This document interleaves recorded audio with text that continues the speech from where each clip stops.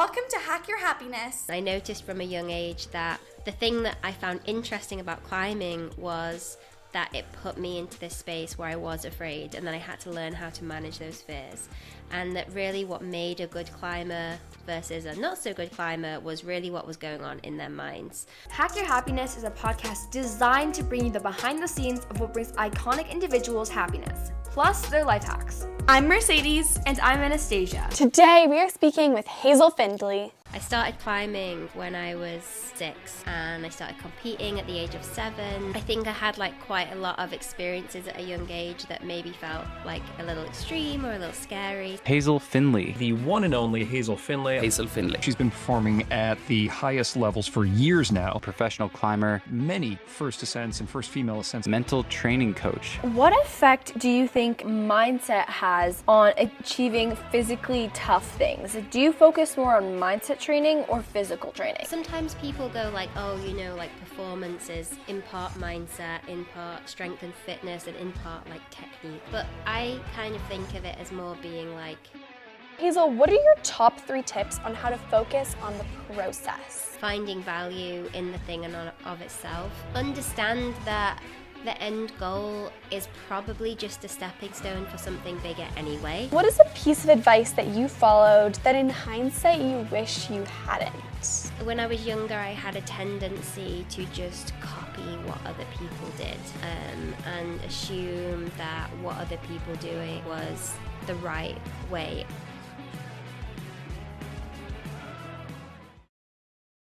Welcome to Hack Your Happiness. Welcome, Hazel. Hi, thanks for having me. Your listening truly means the entire world to Anastasia and I, and we would love to invite you to join the Happiness family, which is completely free, and that way you'll never miss another episode of Hack Your Happiness. You can join the family by following this podcast on whichever podcast listening platform you're on now. Yes, thank you so much for joining us today. You are an iconic climber, mindset coach, businesswoman. You have so many incredible talents, and we would love to start today with you telling us a bit about yourself and your backstory. How did you get to where you are today? Yeah, I don't know how much you want to know, but I started climbing when I was at least 6. I think I was maybe even younger. And my dad got me into climbing, and so firstly it was just all about climbing really, and I absolutely loved it. I took to it and I started competing at the age of 7, and so it was just kind of like a normal sport in some ways, but then also my dad was very adventurous, so he would take us on hikes and also just outdoor climbing, and he would kind of really encourage us, that's me and my brother, to step outside our comfort zone and challenge ourselves. And so I think I had quite a lot of experiences at a young age that maybe felt a little extreme or a little scary, something like that. And I noticed from a young age that there were the thing that I found interesting about climbing was that it put me into this space where I was afraid, and then I had to learn how to manage those fears. And that really what made a good climber versus a not so good climber was really what was going on in their minds. And that the big fears in climbing, fear of falling, fear of failure, these were the things that really held people back more than their physical ability.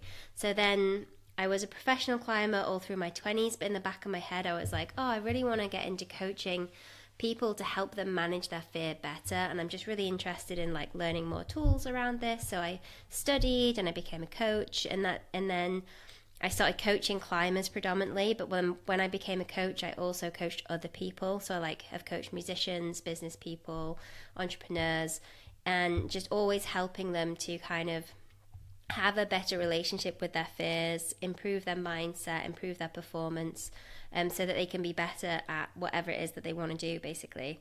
And then in 2022, I started my company, Strong Mind, and we mostly help climbers manage fear and help them perform at their best. I absolutely love how you've been at this since you were a child. And what I love the most is how you shared, it's really what's on the inside that affects our physical performance, and the fact that you not only coach other climbers, but you coach musicians and entrepreneurs as well, showing that the learnings that come from facing your fears as a climber are really applicable to so many different parts of life, be it, being creative and giving ourselves, subjecting ourselves to other people's potential critique, or maybe, taking a risk in the business world or trying something different. And so I think that's so cool how your learnings have really kind of transpired to affect so many lives. Totally. And as a teen, what were you drawn towards? Like, was it more so climbing, or were you always interested in psychology and understanding the human mind and mindset?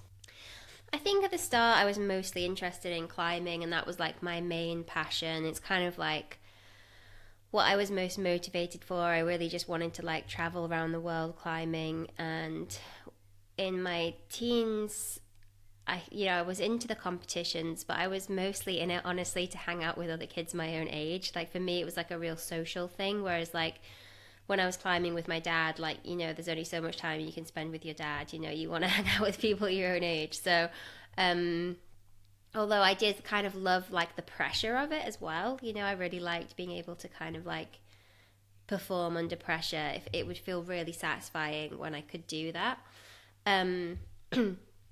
But, my first degree was in philosophy, and I think I've always been kind of like philosophical. I've always kind of like been curious around like what's going on in people's minds, what drives us, what experiences are we looking for, like, what are thoughts, what are emotions. I was always asking these questions, what does it mean to be afraid?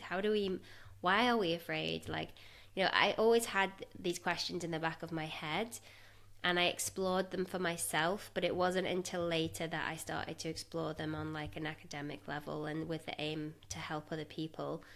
But all through my 20s, I was like too obsessed with climbing really to do anything else. So I mostly was just climbing.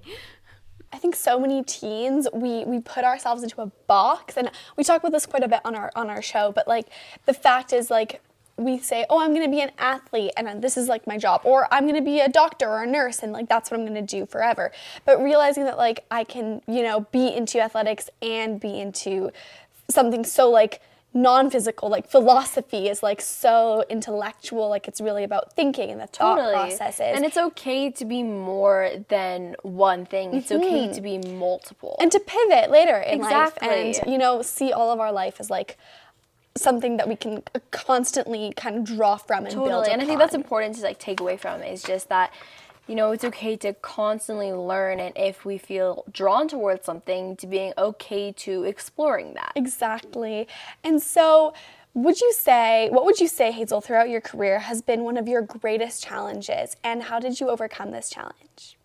So in 2008 or something, I first got a shoulder injury that wasn't, at the time, didn't feel super serious, but it kind of like lingered for a long time, and it really affected my performance, and I would like always be going to see the physiotherapist and trying to figure out what's wrong. And I was always like, oh, maybe I just need to rest. It was just like this constant kind of battle and struggle. And then eventually I decided to get an operation on it. And then even after the operation, it was still painful and it was still causing me trouble. And that was just quite big for me, because it really felt like, oh, maybe I'm not cut out to be an athlete. I keep getting injured. Maybe this isn't for me and I need to do something else. But in some ways, and maybe the lesson from this is like, like what you guys were just saying, you don't know how and when you might pivot. You don't know like what's going to happen in the future. And at that time, part of my motivation for becoming a coach was like, I don't know if my body can continue to do this. And now I'm just so grateful in a way that I had that shoulder injury, because I don't know if that I would have had that incentive to change what I was doing without it. But to be honest, I would have rather had like a shorter shoulder injury, because it really dragged on and it was really annoying. So it's not like I'm like, oh, I'm so glad that happened. Like, it did suck.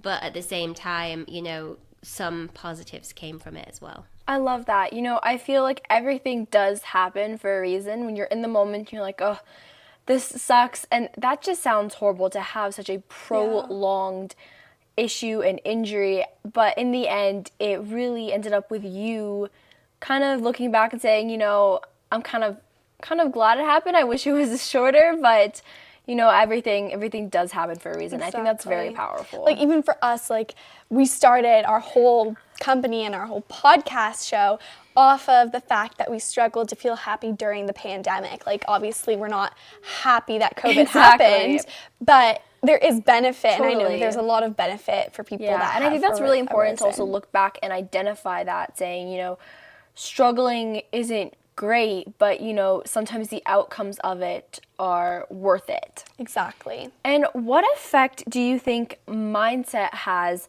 on achieving physically tough things? Do you focus more on mindset training or physical training? Yeah, that's a really good question. So sometimes people go like, oh, you know, like performance is in part mindset, in part strength and fitness, and in part like technique or whatever, or technique or strategy. But I kind of think of it as more being like steps or like a pyramid, because the thing is, if you don't have the right mindset, you won't show up at the gym. So it's kind of like the mindset and the way you approach things from a psychological perspective is really like the starting point. And then the actions, your behavior, follow from there. So like when I'm thinking about the goals that I want to do for this year, I'm thinking, okay, how are those goals fitting in with my mindset? What kind of mindset do I need to achieve those goals? You know, are my goals in alignment with my values and my priorities and what else I want to get out of this year?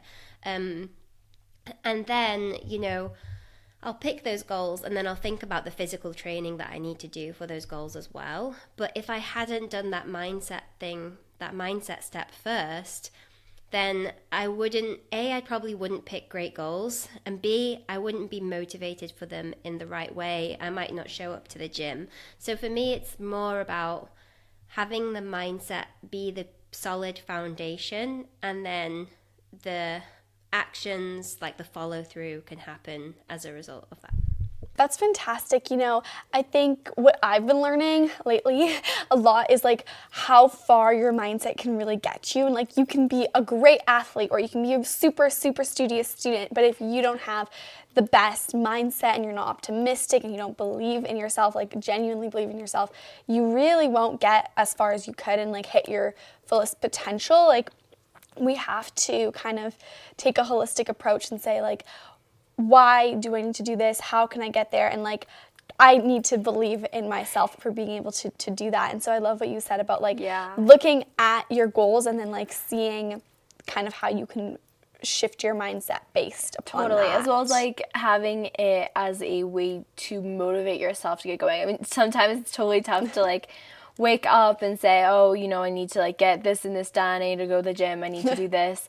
But having a strong enough mindset to be able to then say, you know I don't feel like doing this, but in the end, the long-term goal I want to achieve will benefit from this, so I need to keep going. It's like that motivation versus discipline, yes. right? Exactly, yeah. Like not always relying on motivation to get us going. Yeah, I mean, there's tons I could talk about motivation, to be honest, but yeah, no, I totally agree. Yeah, tell us, what would you say is like... Yeah, I mean, I was interested to hear what you were saying there about kind of like, you know, I just need to do it anyway. And I think that like when we have a strong enough mindset, we do things because we are like motivated to do them in and of themselves. So it's kind of like what I would call intrinsic motivation. It's like some things you kind of just need to do them and then you get like the reward later.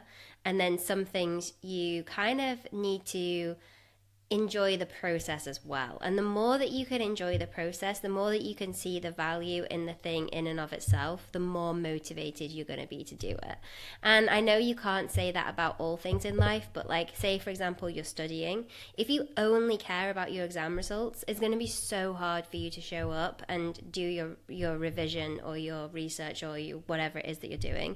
But if you're like, you know what, I see the value in this studying as a thing in and of itself, and I just like love learning, and I'm just really curious about these things, and I can see that like this has benefit beyond the exam result, then you're going to be so much more likely to show up. So really kind of like maximizing those intrinsic motivators and like really focusing on the reasons why you value things in and of themselves is really powerful. So like loving exercise for the sake of exercise rather than just like because it makes you look better, for example.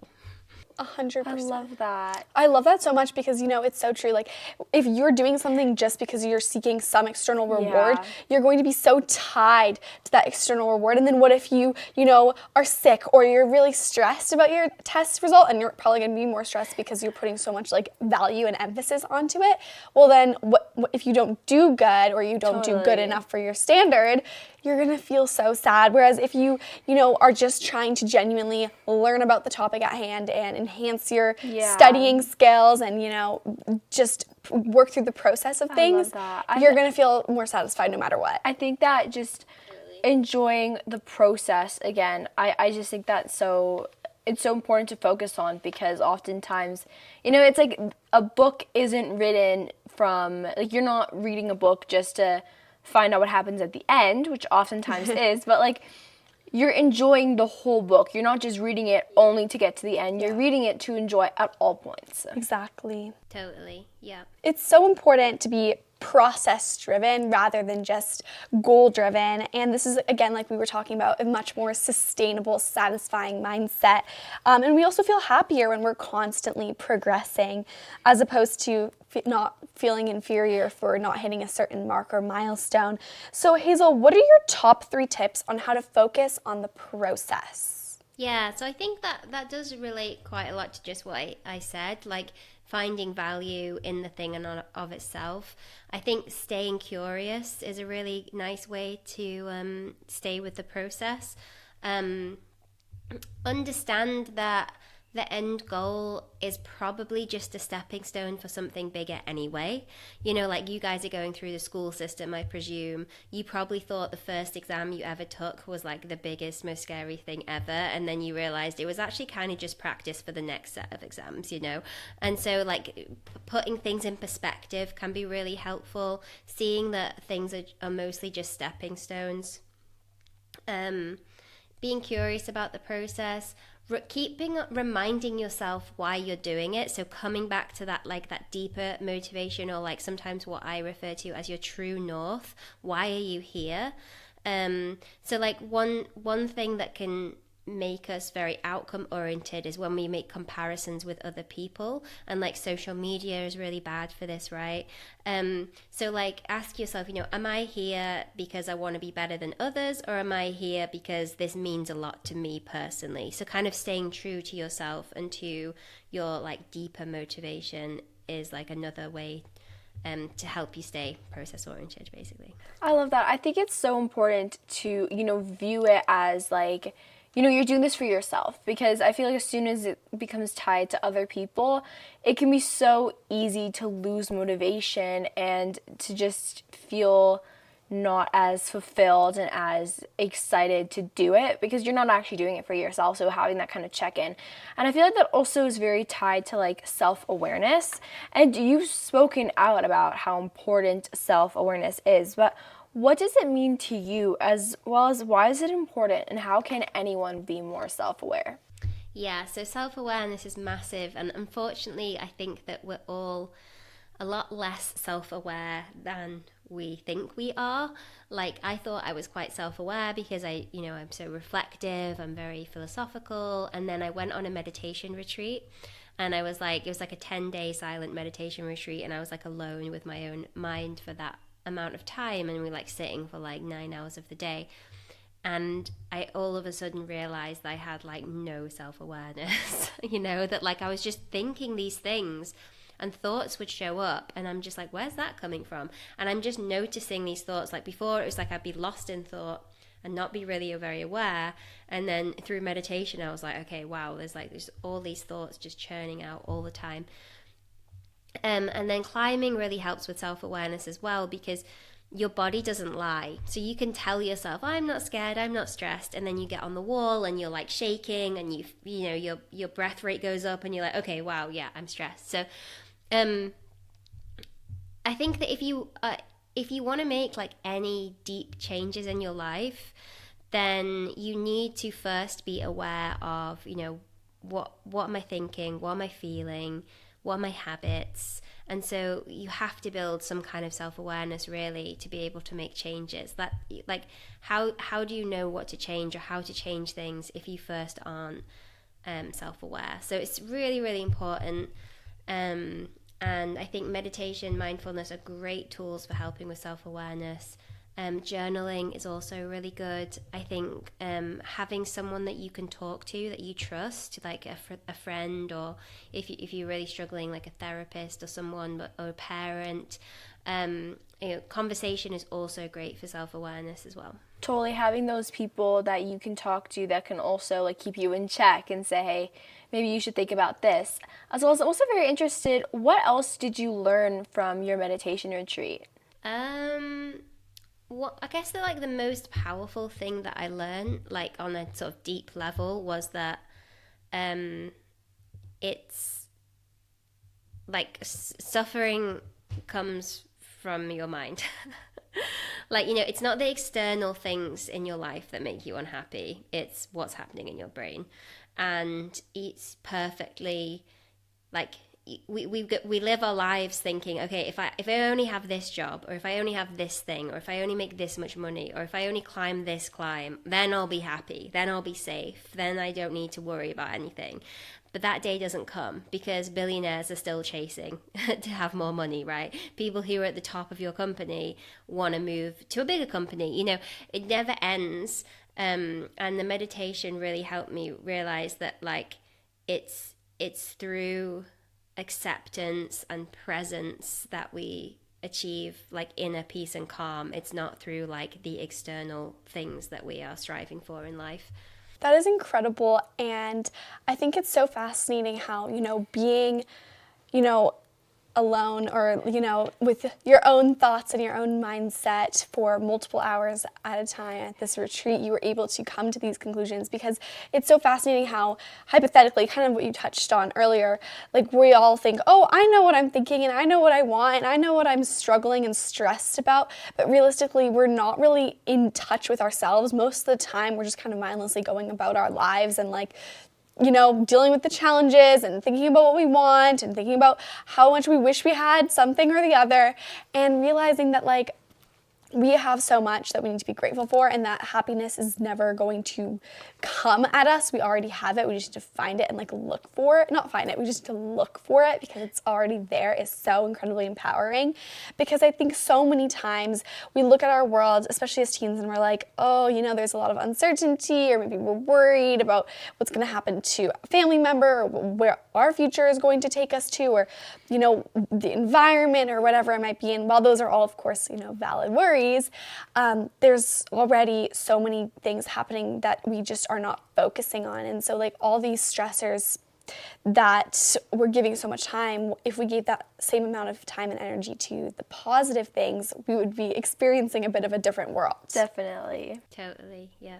And, you know, recently Anastasia and I spoke to a psychologist, Dr. Langer. The episode is not out yet, but it is about, you know, how our body and our mind are really one, and how every negative experience is also a positive experience. And so that just like aligns perfectly with what you were saying exactly. There. It's just how you choose to look at the experience. And being more present is so important. I think sometimes our mindset can also lead us to having feelings of fear, which I know you deal a lot with in your coaching business. And the fear of failure is truly something that prevents so many people from starting something that they're interested in, or going about living a satisfied, happy, fulfilled lifestyle, because we constantly feel like this sense of insecurity.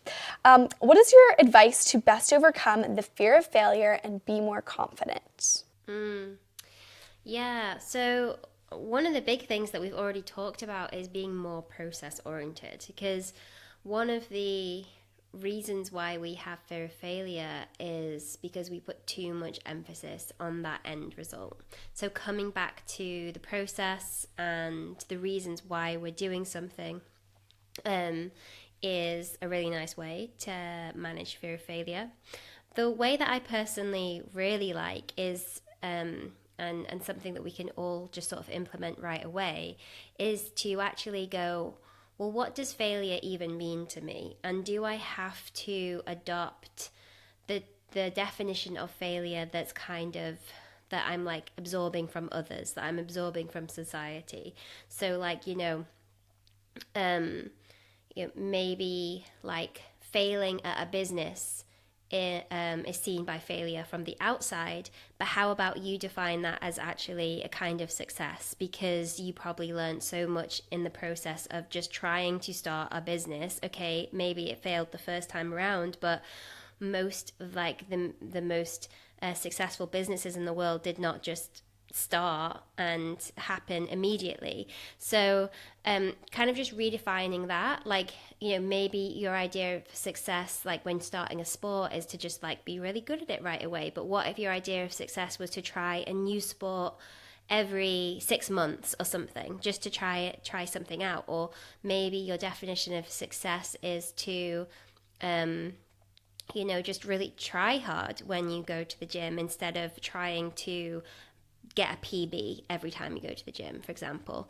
So I think that like the key point is like we personally should be the ones who decide what success and failure means to us, rather than just have it be something that we absorb from others. So I think that's the nicest one. And then I also would just say that like failure is, in the sort of more standard term, is just part of life and part of learning, and you can't escape it to some extent. And so you have to learn how to be resilient. You have to pick yourself back up, and it's through that process of failing and picking yourself back up that you build confidence. You don't build confidence from having everything be easy all the time. I agree. And I've heard this thing that's like, you can even build confidence by almost manufacturing failure into your life, because as you see yourself have a win that comes from a failure, or as you see yourself, fail and then realize it's going to be okay, or this doesn't define you, you can really feel a lot more reassured and taking different risks. Like for instance, doing something really hard first thing in the morning, and not even necessarily, I guess, failing at it, but just manufacturing hard things into your life. Like, doing a cold plunge in the morning, or taking a cold bath or shower, or like going for a run, or even things like, I don't know, reading something in the morning, doing something that like challenges you. I mean, I've also heard people trying to like build their confidence by like doing certain things like in public, like just like going up to random people and like asking a question, which can be very stressful. And then afterwards, the next time, you feel so much more comfortable in public because you've done these things and you've like faced rejection and you've been able to, come over it. Exactly.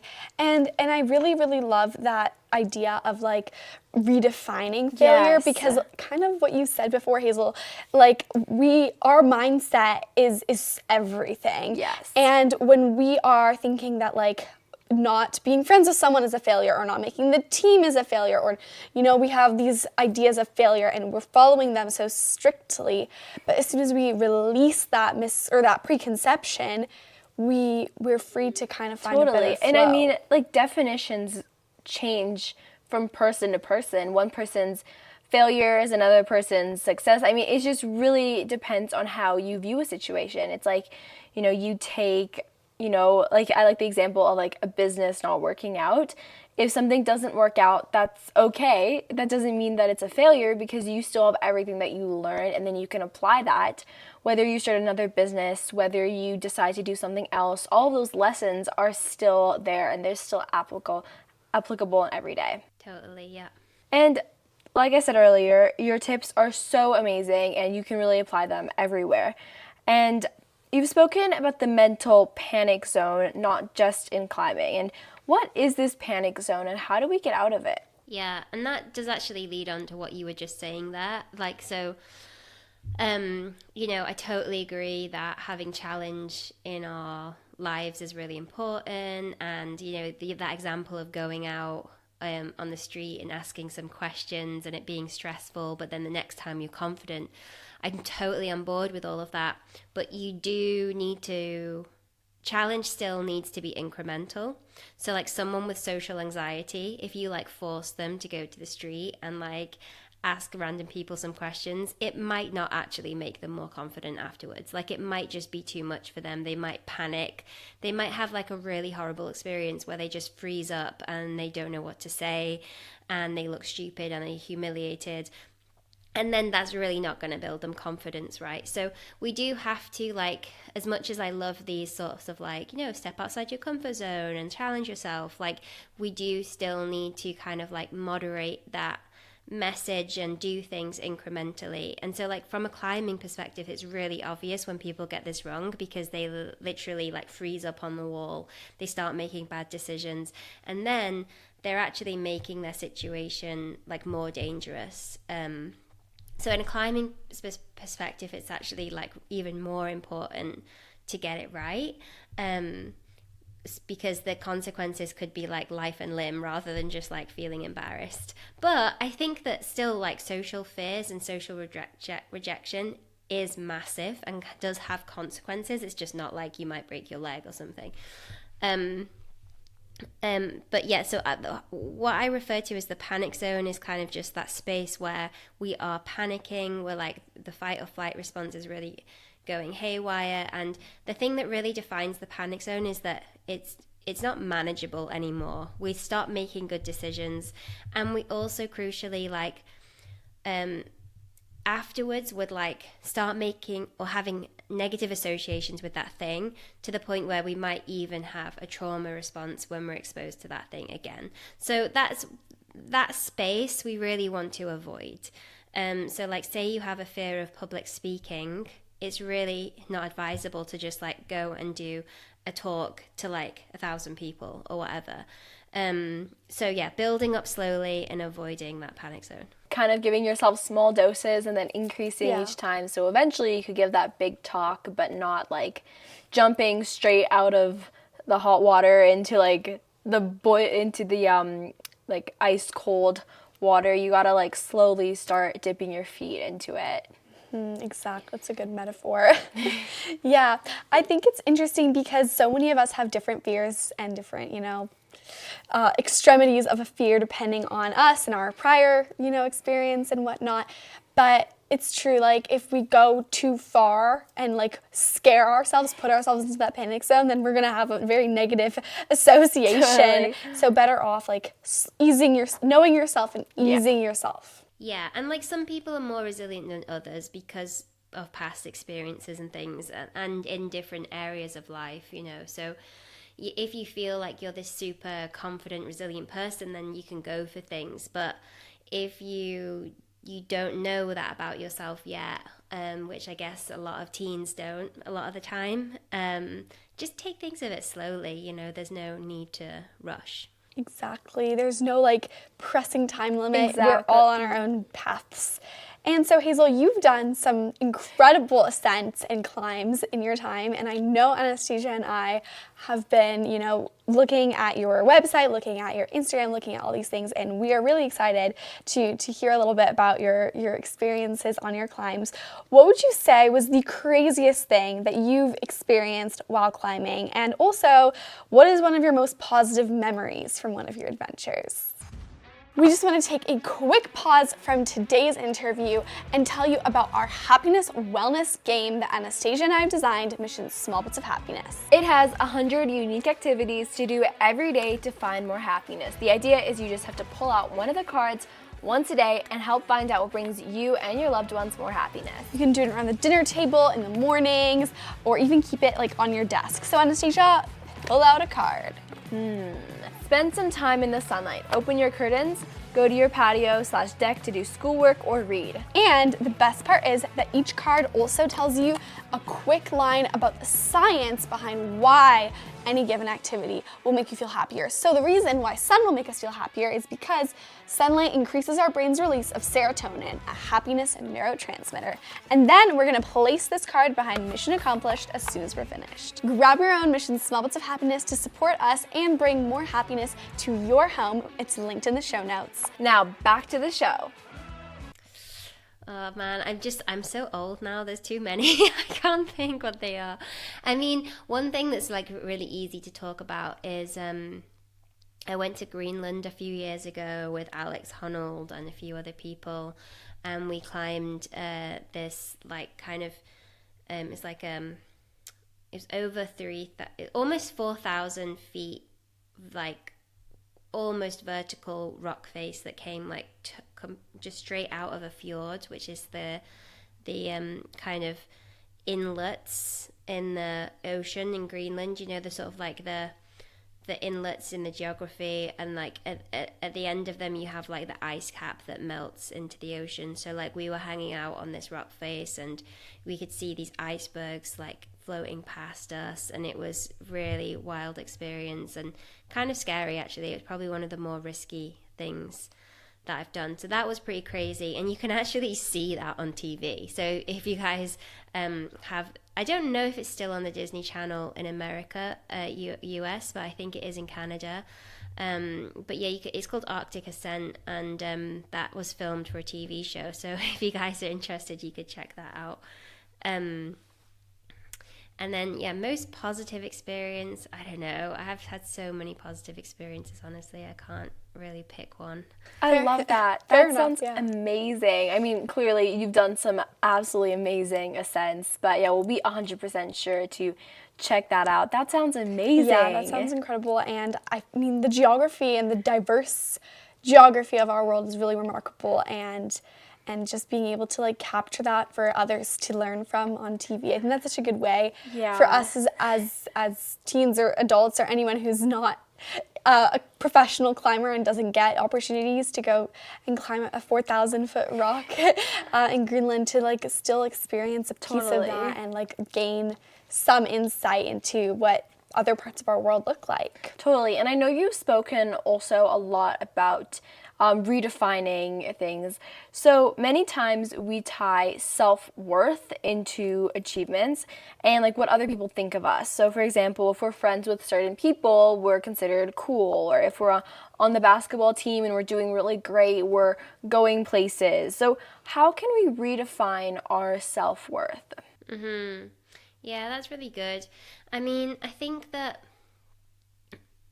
like you want to be aiming to foster a sense of self-worth that's not dependent on external things like other people or having certain things or doing certain things. And you know, it's hard to do that, but I kind of think of it as like, if you imagine a tree, and like at the top you've got confidence, like the leaves are confidence and the roots are self-worth. Ideally what happens is you have this strong sense of self-worth, and then that flows up into your confidence, and on the way you have like self-efficacy, which is like your but like kind of self-belief, but like to do specific things. So it's like, you know, it's like you guys probably have really high self-efficacy because you've started this podcast. You've gone, I'd like to start a podcast, and then you do it, and you're kind of confident that you're going to like see it through to the end. But it does feed through the other way. So you can do things in your life And this is where that incremental thing is really helpful. You can set yourself a small challenge, and then when you complete it, you'll build that self-efficacy, and then it filters down and helps your self-worth, because then you're like, wow, I did this thing and it was hard, but I stuck at it. And maybe you did it, maybe you didn't, but the idea is like you commit to it. And like it, in some senses, you see something through, and then that can filter down to your self-worth. And that's what I think is so powerful about sports and hobbies, because like not everyone is good at school, so it can really knock their confidence and like start to erode their self-worth.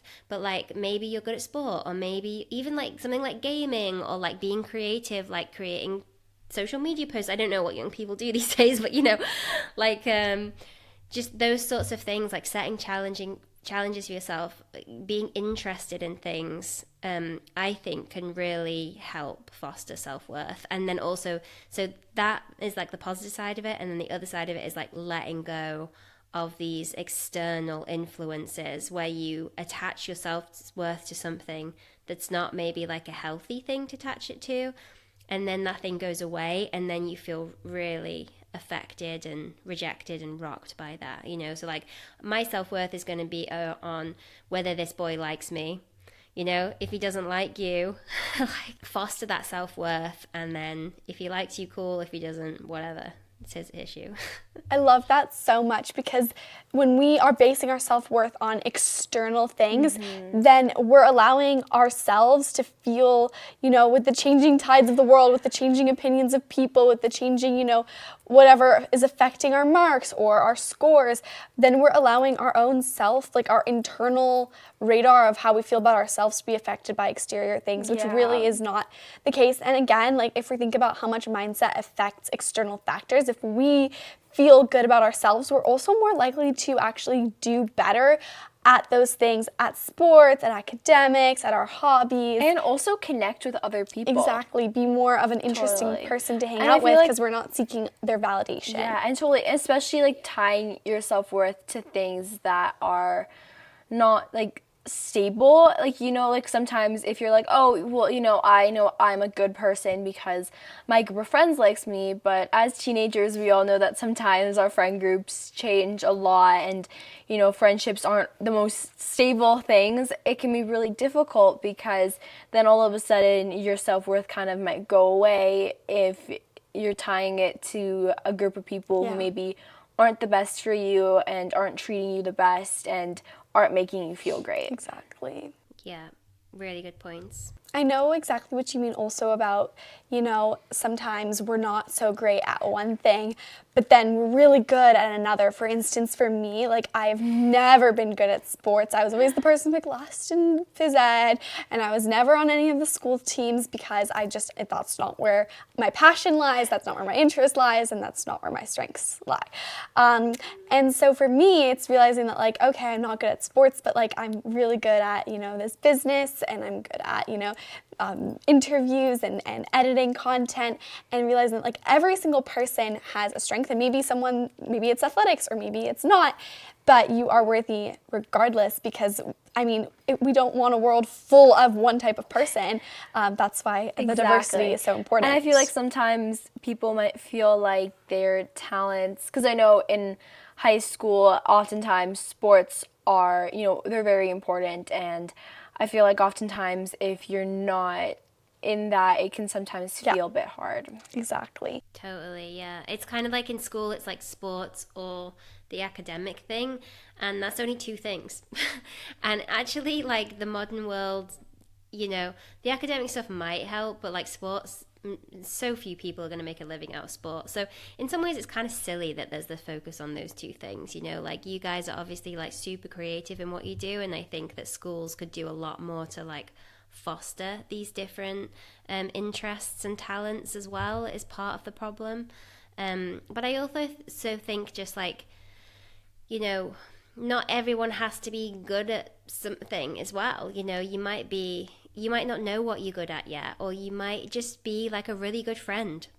That might be the thing. And we need people in the world who are just like good friends or a good daughter or son, or, so coming back to those like really stable, like I'm actually a good person, I think can be nice too, rather than like I'm good at this thing or I'm not good at the thing. That's beautiful, 100%. Yeah, it's so important. And so kind of on a little bit of a different note, back to your climbing experiences, and also kind of like just the experiences of regular life, feeling like we want to quit. Have you ever experienced a climb where you just really want to quit while you're on the climb? Maybe it's hard, or you're fatigued, or there's something else on your mind that you would rather be doing.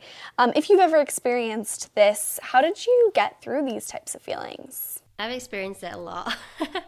Yeah, I mean, there's so many times that you want to quit when you're climbing. There's so many times where it feels uncomfortable, like either physically or psychologically. Yeah, it's hard. I think focusing on the positives, focusing on what you're grateful for, like I'm grateful to be able to climb, I'm grateful to be in this place, just lifts your mood a little bit, helps you not feel so negative and all like, victim-y, like, oh, why me? Why is it so hard?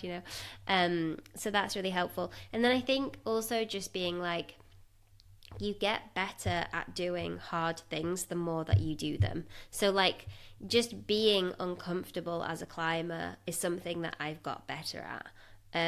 So it's something that you practice too. So if I haven't climbed in a long time, I'm going to have less patience for those kinds of feelings of discomfort. And then trying to be present, because sometimes I think that we want to quit because we're like, oh, this is hard now and I've so far to go. You start worrying about what's left of the challenge.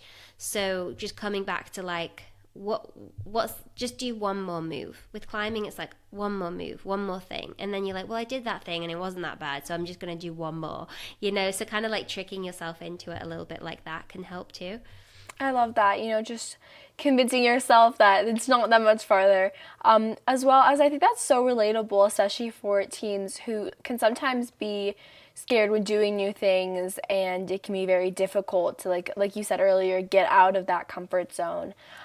As well as when you're doing so many different things, it can feel kind of hard because your mind is kind of going to all those different places as well. So what's a really good top tip for setting those kinds of boundaries in your life, in terms of what we give our time and energy to, who we spend time with, and like what we think about and more? Yeah, so I think this starts with self-awareness. Like, be aware if you're the kind of person who says yes to everything, Be aware if you're the kind of person whose inclination is to just say no to everything. What kind of a person are you?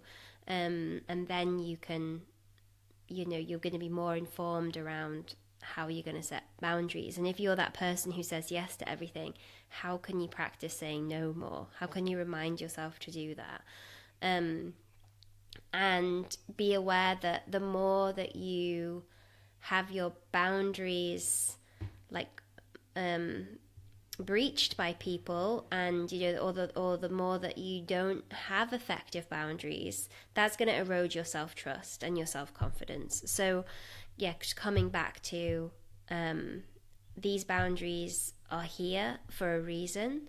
They're here to help me, because I know that I have these tendencies, and reminding yourself how important they are, even when it feels uncomfortable to enforce them, which it often can. I think, it all comes back to that self-awareness, like being aware of what you kind of tend to lean towards. Like, I know for me, I tend to rather just stay home and hang out with my family and my sister than like hang out with friends. But I know for a lot of people that can also be kind of stressful, as like you want to work on yourself and you want to work on your goals, but then you feel like you have like that fear of missing out. If you're not with your friends, they're gonna like leave you or drop you, or you're gonna not be in the know and then in the mix, and that's stressful as well. And so realizing like, what do I tend to think about or worry about or, think about, and how can I, make a healthier balance out of it? And so, Hazel, you are such a terrific performance coach. Even, I mean, with just the advice that you've shared here with us today, I mean, there's so many incredible insights and things to think about and incorporate into our lives. And as a performance coach, as well as someone who's got a master's in psychology and neuroscience on mental health, what is one thing that you've learned that you would like to share with teens? Yeah. Self-awareness, massive.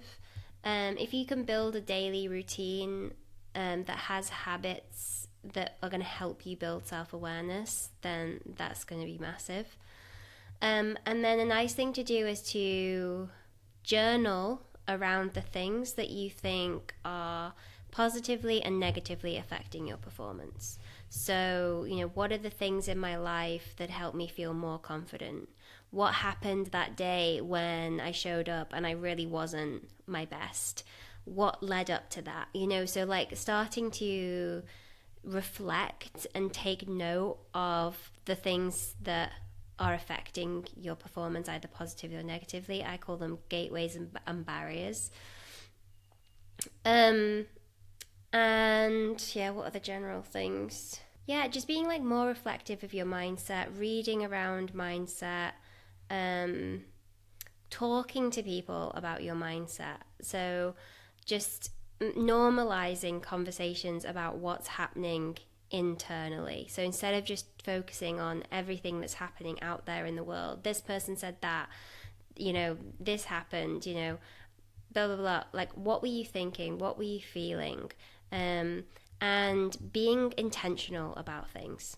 So that's kind of like my big thing for myself personally, is I feel like I'm a bit of a like go with the flow type of person. But it's like, what do you actually want to focus on in this next month? How can your mindset support that? How can I be intentional around those things? And I know that's actually especially hard for teens, because teens are more like a go with the flow type thing. And if you find yourself being like too strict and like ruminating too much, especially I know that young girls can kind of overthink things. So also just like kind of being mindful of that and being kind to yourself when you get it wrong. Because, you guys are young and there's a lot that you're going to get wrong before you get it right. And I feel like I'm still learning so much, and I'm probably a good, I don't know how many years older I am than you, but quite a lot. So your life is long and you're going to learn lots of things, but like the more you can be interested in your mindset from the start, just the more successful you're going to be, basically, because it all starts with the mind. I love that. That's so powerful, as well as just, telling yourself that it's okay to be human, to make mistakes, as well as I think overthinking definitely can be a big thing sometimes. Oh, yes. Totally. And so, in reflection on advice that you've received from other people, Hazel, what is a piece of advice that you followed that in hindsight you wish you hadn't? I don't know if I can think of anything super specific, but I would just say that when I was younger, I had a tendency to just copy what other people did, and assume that what other people were doing was the right way of approaching things, and that things that other people thought weren't cool, they thought for a reason, Whereas now I'm like, did they actually think it wasn't cool for a reason, or did they just think it wasn't cool because they didn't really think about it, and that's just what everyone else thought? So I think I can't think of anything specifically, but like there's just sort of, you absorb a lot of kind of values and judgments from people around you. And I think that when I was younger, I didn't question those things enough. But now that I'm older, I'm like, I don't think that's actually right now. So yeah, that's just like, I know that's a bit general, but yeah, that's where I went with it.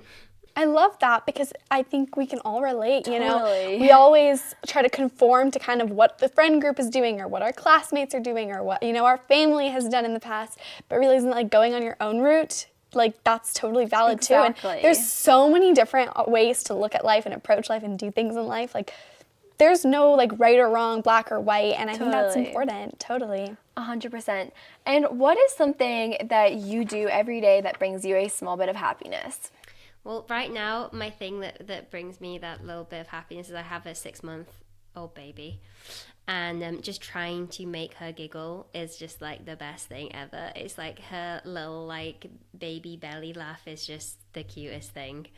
So that's like my thing at the moment. But before I had a baby, it would be just getting outside, even if it was just a walk like 100 meters from my house. But yeah, getting outside and just seeing the daylight and seeing nature, and that always just brings me like a tiny bit of joy, just lifts my mood a little bit.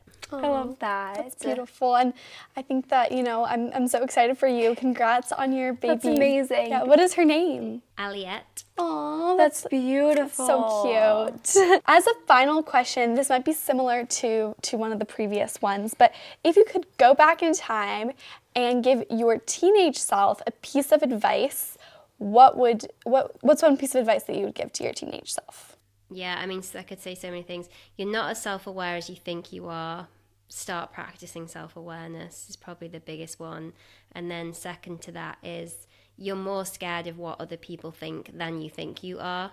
So start working on that. I used to think that I was like a rebel, like I didn't care what people thought. And then it was only until later I was like, I kind of did. I was just like, the way I was managing my fear of what other people thought was manifesting in different ways. And I think that we all have that in our brains because we're social creatures, and I think it's a good thing to some extent. Otherwise we probably wouldn't be able to make friends, if we really didn't care what other people thought. So but you've got to manage that and not let that be the thing that like stops you from pursuing your dreams or doing the things that you really want to do with your life, because life is short, it goes fast. So don't let people's judgments stop you from making the most of things. I love that. That's some powerful and really, really valuable advice. And, I think as teenagers, it's all about the balance. Like, don't hate yourself for caring what others think, because I think to some degree we're always going to care. But, I think it's about, holding both of those, things within you at once. Yes, I care what they think, but I also care about what I want and what I think. So I'm going to kind of value that at a higher level. And where can our audience find you if they want to keep up and learn more? I have an Instagram account. It's Hazel_Findlay. And then I've got a website, Hazel Findlay. And I do have a podcast. I haven't added any episodes to it in the last few years because I've been starting a family, but I'm actually just starting it again now. And it is mostly for climbers, but some of the episodes are going to be with non-climbers, and it's all about mindset and being resilient and how to foster resilience. And I usually get different people on the show from different walks of life. So yeah, you can listen to that if you're interested. Amazing. That's super exciting. We'll have all those linked in the show notes for anyone who's curious. And we just want to say thanks so much this for was amazing. for joining us today. Your experiences and insights are so powerful. So thank you so much. Thanks for having me. Thank you so much for listening to this week's episode of Hack Your Happiness. And thank you so much to Hazel for joining us today. She is absolutely so smart and has so many powerful, tangible takeaways. Anastasia, what is your biggest takeaway from today? I think my biggest takeaway is that you have to enjoy the process. I mean, of course, you want to get to whatever destination you want to, but there's no point in not enjoying the actual time you spend there. How about you, Mercedes? Totally, and I loved Hazel's tips on how to get to that enjoying the process type of mindset. For me, I'd say one of my biggest takeaways from Hazel is the importance of self-awareness. We need to be like we're less self-aware than we think and than we like to tell ourselves. And we need to kind of take a moment to realize what our tendencies are, what do we like about what we're doing, and what do we want to improve upon, and really just be more intentional with ourselves, our behaviors, our choices. If you enjoyed this episode, I think you would love our interview with marine scientist Dr. Tiara Moore. Tiara shares all her hacks for overcoming self-doubt, as well as how to tackle the situation when people doubt you. I have embodied what I feel is like someone who is comfortable in their skin. And I think this was a journey. You know, there was a point in my career when I first became a marine scientist where I didn't. You can listen to her episode now. It's linked in our show notes. If you enjoyed this week's episode, please leave us a 5-star review from wherever you're listening. It really helps us out and we really appreciate it. Also, be sure to join our happiness family. It's 100% free. We'd love to have you, and that way you'll never miss another episode. And you can join the family by following Hack Your Happiness on whichever podcast listening platform you're on now. See you next time.